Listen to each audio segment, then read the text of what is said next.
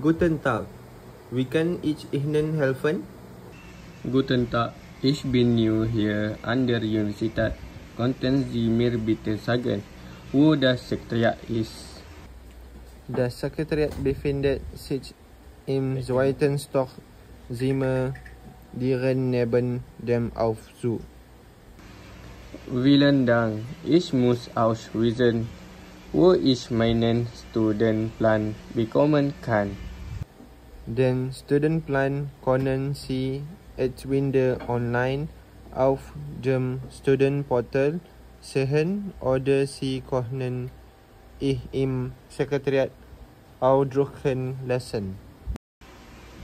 Und wie bekomme ich meinen Studentennachweis?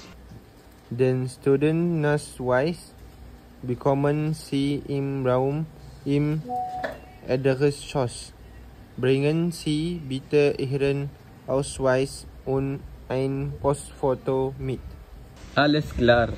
Gibt es auch Informationen über Studentenclubs oder Aktivitäten? Ja, natürlich.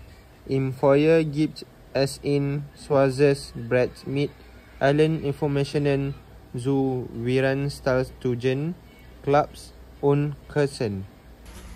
Das ist sehr hilfreich. Und wo kann ich Mittagessen bekommen?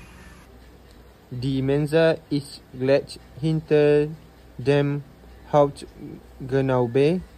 Sie ist von bis geöffnet.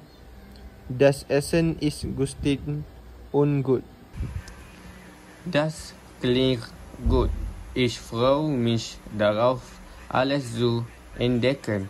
Vielen Dank für Ihre Zeit und Hilfe. Gern geschehen. Herzlich willkommen an der Universität und viel Erfolg im Studium.